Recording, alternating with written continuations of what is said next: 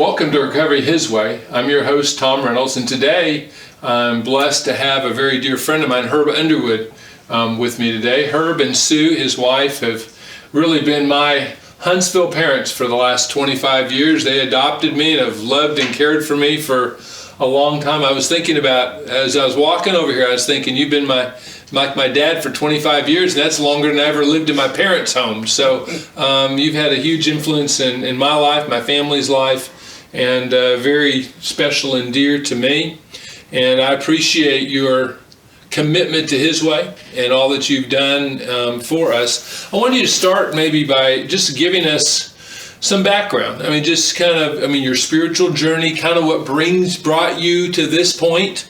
Then I'll ask you some more questions about that, but kind of just give us some background. All right. I was born and raised in Cordova, Alabama. My family and all of my extended family went to the Cordova Church of Christ. Mm-hmm. Where my grandfather was a elder there all the time that I was there. Mm-hmm. After finishing school there, I spent 1 year at the University of North Alabama before we moved to Texas. Okay. In Texas, Sue and I were married at the age of 19, and we lived in Houston there for 10 years. Okay. And you went to the University of Houston, is that right? Yeah. Okay. During that 10 years, I went in the Army for 2 years and returned and went to the University of Houston and graduated as an industrial engineer. Okay. My working experience and my working history began with Houston Paper Company, where I worked part-time while I was going to school, and then became a production manager after I finished my degree. Okay. During that time, we were fortunate to be able to ask to go to Kingston, Jamaica, and put in a box plant there for a major paper company, Weyerhaeuser. Oh, wow, okay. That was an exciting time for Sue and I, and I learned an awful lot. We returned from there to Dallas, Texas, where I put in or managed. I was the vice president of manufacturing for a large printing company. And just spent 1 year there, and then we moved to Huntsville. Okay. What brought you to Huntsville? Just coming back to near family? Is that? The people that I had worked with Weyerhaeuser, mm-hmm. was starting a corrugated company here in Huntsville, and they asked me to come and put that in and manage it. Okay. So we did that, managed that for 8 years. At that time, my partner, that time we managed that for 8 years, and then with a partner and myself, we started a box plant of our own in Cullman, Alabama. Okay. Just south here of Huntsville. Yeah. I worked there and managed that plant for 20 years. And eventually we sold that plant, and I retired at the age of 62. Okay. During this journey, my spiritual life didn't grow very much. We attended churches wherever we were, but really didn't get involved. Mm-hmm. It was not until my early 50s when we found a home at Central Church of Christ, mm-hmm. Where my faith grew and flourished. Mm-hmm. I was an elder there for 8 years and was blessed to be involved in many kinds of leadership and involved in people's lives. Mm-hmm.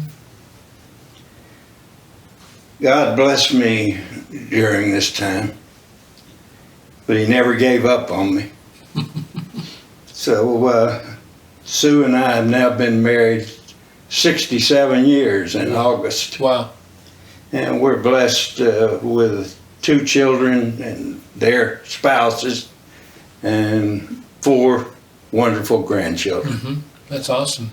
They, you mentioned, I mean, it's not unusual, obviously, for people in their early years to kind of grow up in church, kind of take a detour away from church, or at least from focused spiritual life, because they're building their career, family, all this kind of stuff. What brought you back? You said in the time when you came to Central, that kind of stuff that really started flourishing. What brought about the spiritual growth that took place in your life, since that time here at Huntsville? being raised in the Church of Christ, baptized at 12 years old, and attending there all of my growing up years, I realized that if you kind of lost it or got away from it, that the way you came back from that is to go forward and confess your sins, ask for forgiveness, and have the church pray for you.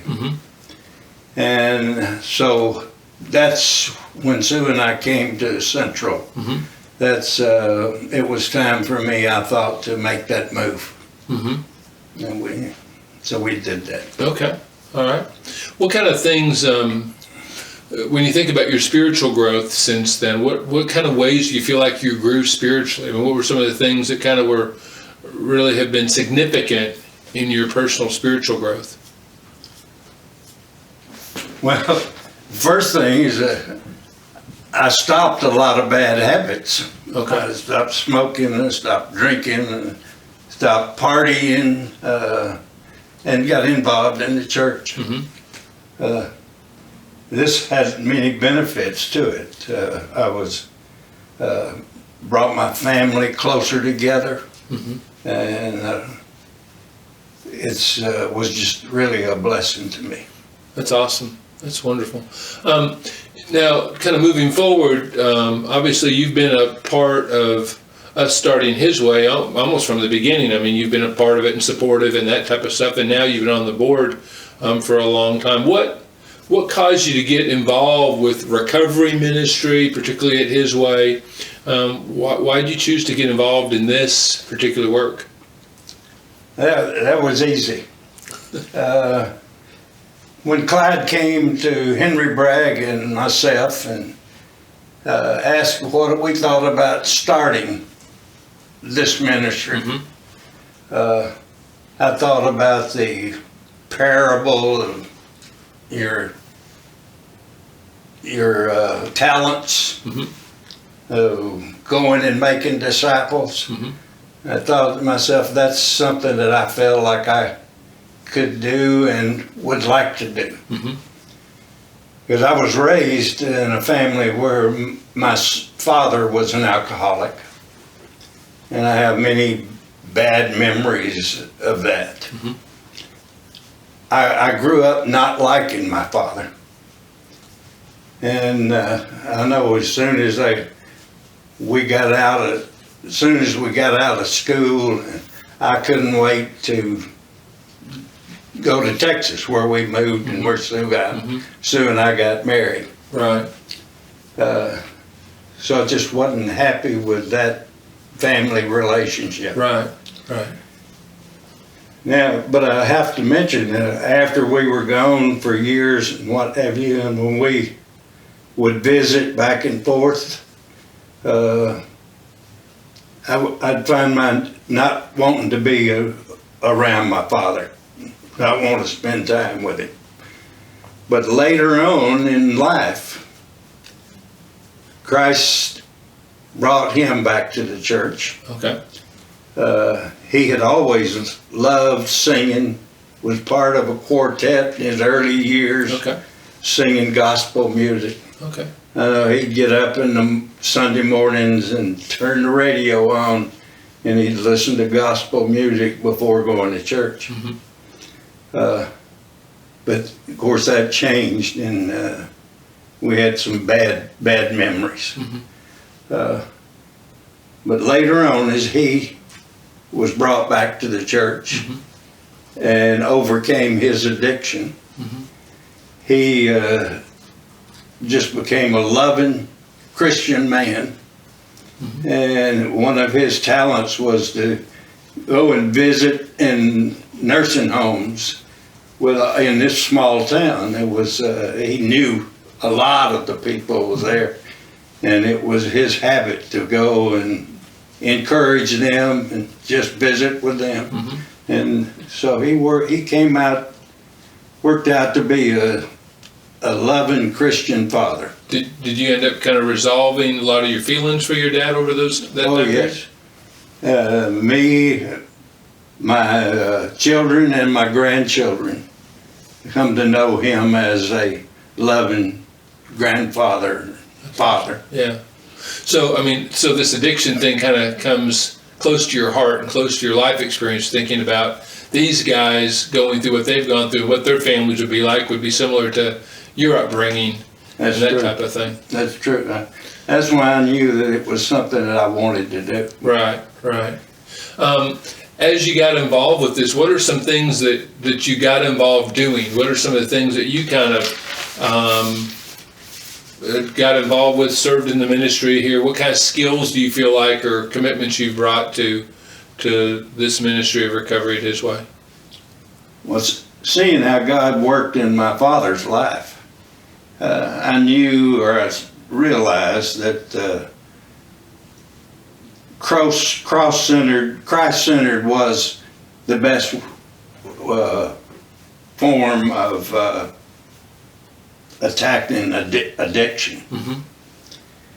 At the time this ministry was started, drug and alcohol addiction was a national disaster and was kept in the news constantly. The need now is still there, but of course things in the news seem to have changed to some degree. Right. Now we talked about COVID for the last year, right? Yeah. My desire to stay involved in the addiction recovery ministry is reinforced by the listening to the stories of the residents and those who have graduated from the program and seeing their lives changed from despair to hope. This Christ-centered program has been so blessed and has proven to have more success than other drug programs. What are some things that you've particularly done in this? Is there any particular things you've chosen to do or get involved with that has been meaningful to you? I think my background in business has helped. Caring, supporting, and encouraging these men has been a blessing.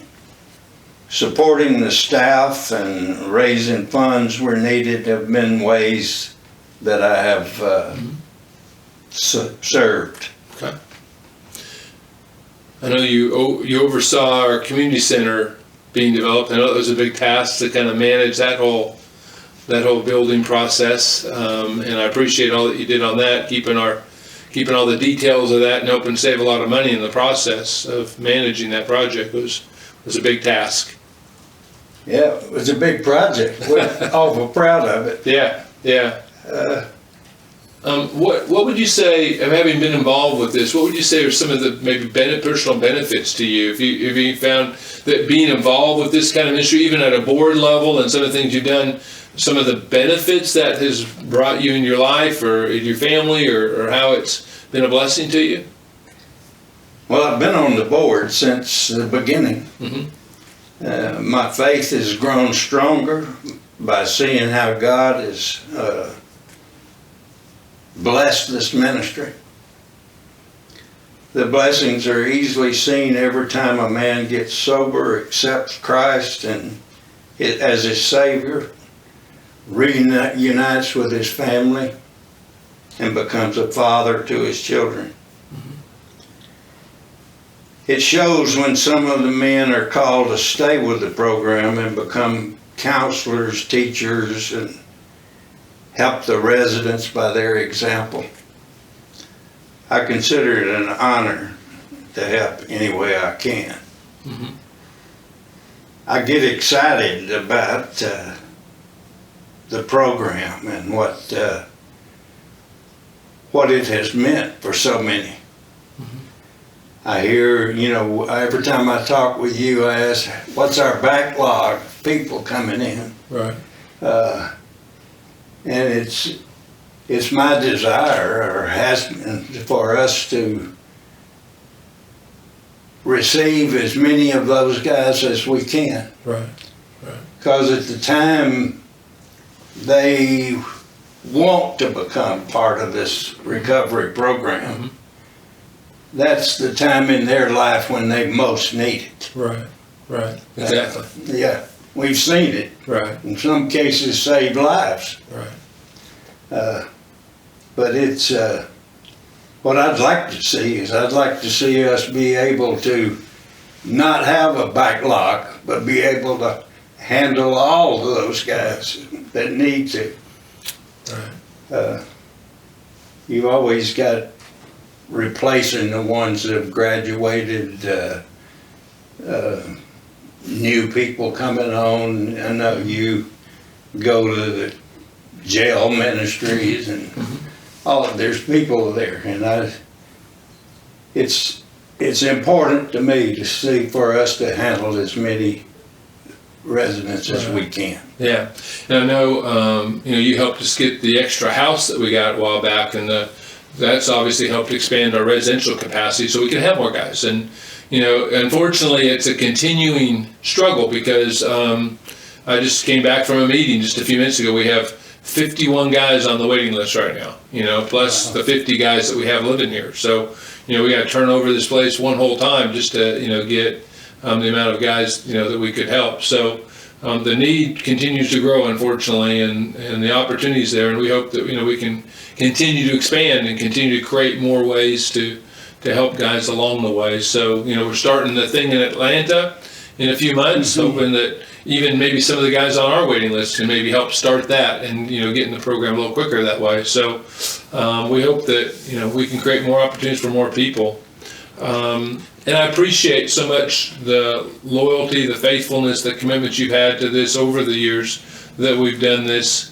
And I know you mentioned, creating more space. Is there any other hopes and dreams or aspirations you see for His Way or recovery ministry, Christ-centered recovery ministry, that kind of drives you or inspires you along the way?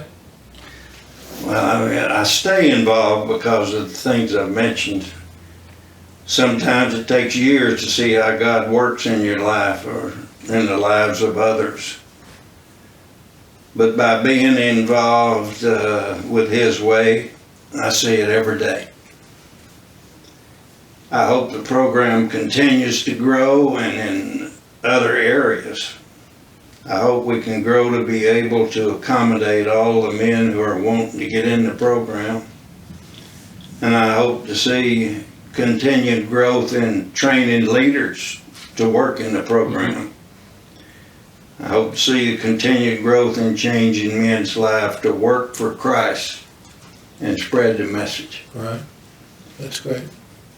Yeah, it's easy to get excited in seeing these guys' lives change, their families brought back together, children respecting their fathers. Mm-hmm. That's great. Yeah. That's beautiful. One of the things that I was excited for our conversation, obviously we've been friends for a long, long time, and you've meant a lot to me over these years. But one of the things that, we've interviewed a number of people who've been involved in this ministry, and, you have a unique perspective in that, as a board member, you kind of have been involved at a different kind of level and different kinds of ways. You're not out here teaching classes every week. You're not, counseling guys necessarily, but you're kind of overseeing and kind of a different vantage point of the program. I was thinking about people who are watching this today or listening to our broadcast, who are thinking about getting involved in various ways. And sometimes they may listen to a person who's been teaching and think, well, I can't really teach. But, there are so many different ways to be involved. You got involved with this, after your retirement. I mean, you were in your 70s when you got started, in the His Way program. So, different ages and different points in people's lives, you can have this opportunity. And so I was interested maybe you sharing a little bit about what advice you'd have for people watching or listening today in terms of thinking about, what can I do? How can I get involved? What are the things I can do to be involved in a recovery program like this? Well, in talking to anybody that you would like to see them get involved in, it's so exciting to have them come and see. Mm-hmm. Come and talk to these guys and hear their stories and see the results and the changing of their lives and changing of their families. Mm-hmm. It's just any talent can be used in that way, any gift. And if you were involved in that, you would grow right along with the guys that you're working with. Right. I love the picture you painted, even in your own life, of, kind of at times as Christians, we can end up hitting points in our lives when we kind of stagnate, or and as we get older, you kind of get complacent. You kind of have accomplished what you want to accomplish. You kind of coast in from here. Kind of coast from here right into heaven, type of thing. And yet you've chosen, and other people have chosen to, get involved and maybe make some of the most dramatic impacts in people's lives later in life. And I think the growth it has on you and the way it encourages and strengthens your faith is certainly a great reward that comes from being involved in something like this. It's a blessing to be a forgiven sinner and heirs to His kingdom. Mm-hmm. And this is part of the work that should be done. Mm-hmm. Well, Herb, I appreciate your service here. I appreciate your help, and certainly most appreciate your friendship over the years. Amen. And thank you for sharing with us today about your involvement with His Way. And I know Sue's been a significant part of that as well, and supporting that. And I always appreciate her love and support along the way. So thank you, and I appreciate you listening and watching today. If you'd like to know more about His Way, you can check us out on hiswayinc.org.